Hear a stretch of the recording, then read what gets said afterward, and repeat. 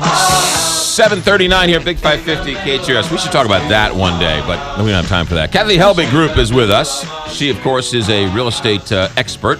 18 years in the business. She's actually 26 years old currently. And she joins us now. And don't forget her app.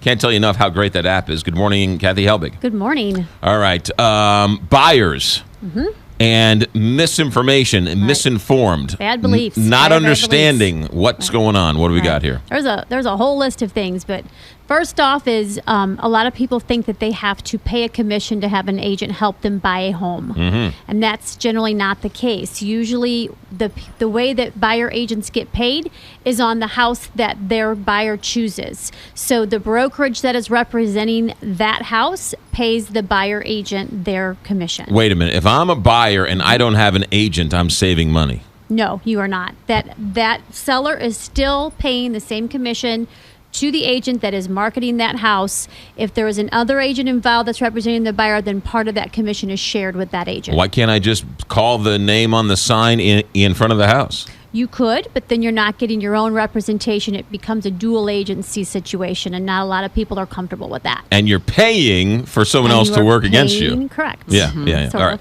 So don't do that. All right. It's your choice. What else you got? Another misconception with buyers is that they need to see everything on the market before they make a choice. Oh.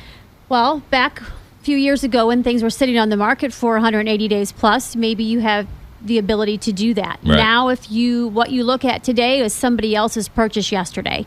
So if you find a house that fits most of your needs, you need to move on it quickly or it's not going to be there tomorrow. There's rarely a time that you walk into a house and it's 100% perfect for you. Right. So don't feel like you have to see every single home before you make that purchase. So if you go home, you think about it, and let me see it again next week, and that house isn't going to be there next week. Typically not. Okay. Which brings me to another one. I'm going to skip into, I don't need to talk to a lender yet until I find a home. So that's another prime example of what's happening right now. If you don't have all of that arranged ahead of time, you do walk into the home that you love.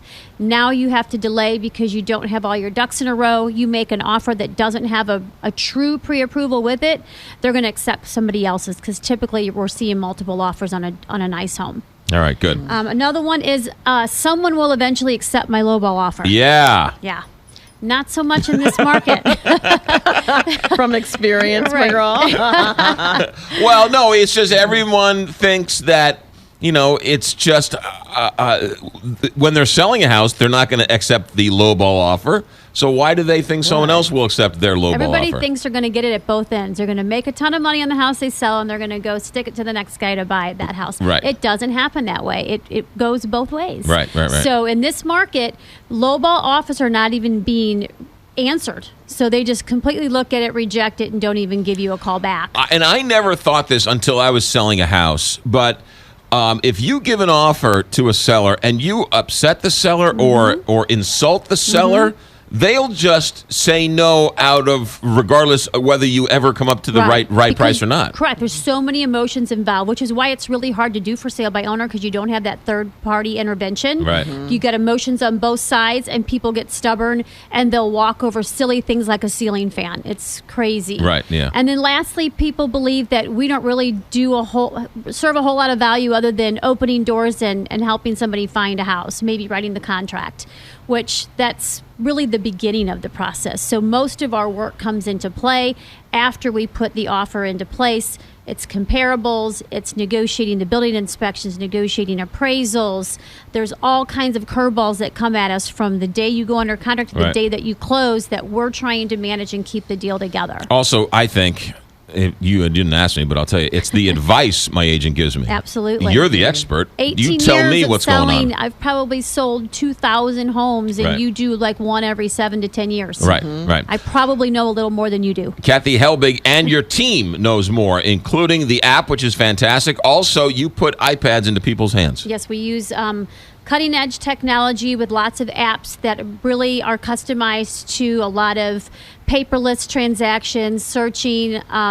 The app, my app that you can use for searching homes. We do all the transaction on the iPad, so we can communicate directly through the iPad with you if that's how you choose. Co-owner of Keller Williams Realty West, 18 years, full-time producer. And don't forget to download the app, Kathy Helbig Group. Helbig.com, 314-276-SOLD. Thanks for coming Thank in. you.